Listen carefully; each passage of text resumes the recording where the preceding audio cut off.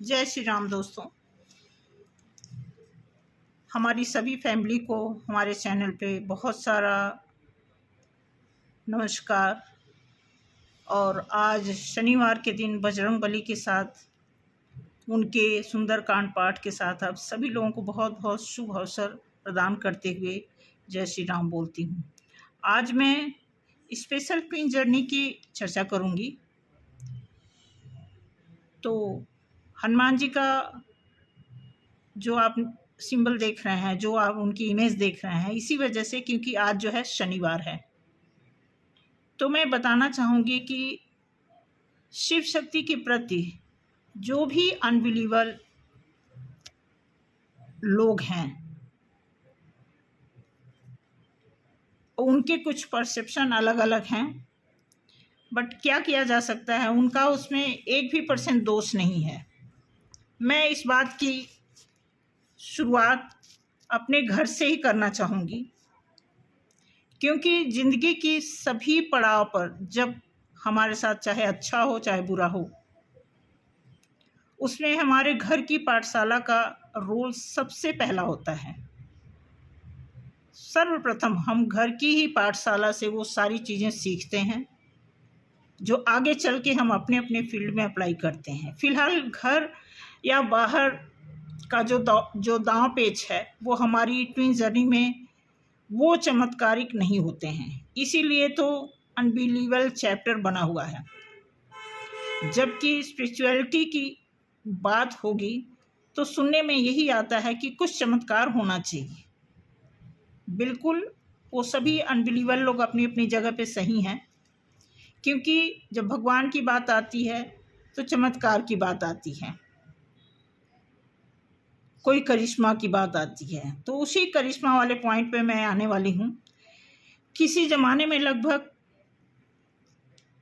कई साल पहले, मैं अपनी बात तो नहीं बता सकती, लेकिन जब मेरे पिताजी, दादाजी या दादाजी के चाचा जी हुआ करते थे, तो जब शिव शक्ति की बात होती थी, क्योंकि वो शिव के पुजारी थे, मेरे दादाजी के चाचा जी वो बातें करते थे, तो वो बोलते थे कि वो किन्नरों की जो है बहुत रिस्पेक्ट करते थे, और उनको वो बोलते थे ये शिव शक्ति के अवतार हैं,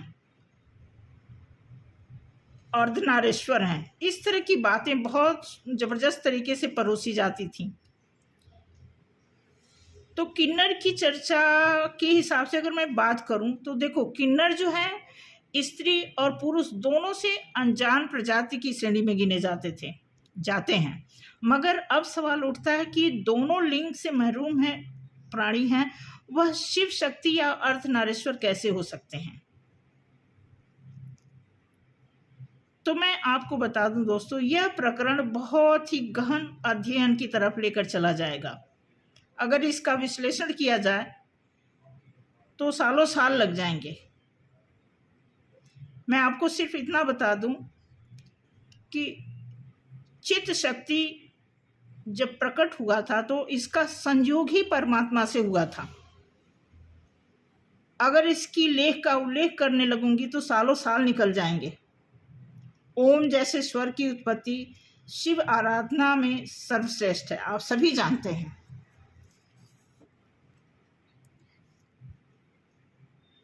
समझ रहे हैं। और यहाँ तक सवाल उठता है, अब जैसे आप देख लीजिए, शिव शक्ति की अगर बात आती है तो एक मानव रूपी कल्याण में यदि शिव शक्ति की व्याख्या की जाए, जो एक साधारण स्त्री पुरुष के जीवन में एक लीला की तरह प्रदर्शित की जाए, तो आश्चर्य भी होता है और चमत्कार भी लगता है।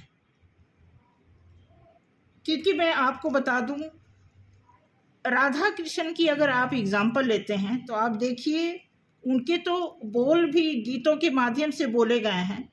मधुबन में जो कन्हैया किसी से प्रीत करे, कभी मुस्काए कभी छेड़े कभी बात करे, कैसे राधा न जले, राधा कैसे न जले। बहुत ही पॉपुलर ये गाना है, मुझे बताने की ज़रूरत नहीं है। जबकि राधा कृष्ण कभी इंटीमेट नहीं हुए, अब इस अथाह प्रेम की परिभाषा का अंदाजा तो लगा ही सकते हैं आप कि शारीरिक रूप से लोग मिले नहीं, फिर भी बहुत प्रेम था। मैं ये नहीं जानती कि वो शिव शक्ति में गिने जाते थे कि नहीं, मगर प्रेम की परिभाषा इसी से साबित होती है कि प्रेम का मतलब शारीरिक मिलन नहीं होता। फिलहाल मैं अगले वीडियो में और डिटेल के साथ मिलूंगी, जब फ्रंट पे खुद मैं बात करूंगी।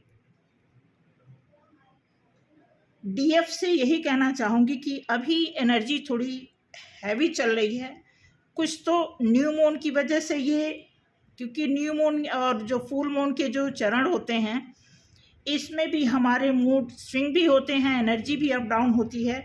और कुछ एनर्जी इस वजह से हो रही है क्योंकि डीएम भी थोड़ा कंफ्यूज चल रहे हैं, थोड़ा हैट्रिक माहौल बना हुआ है उनका।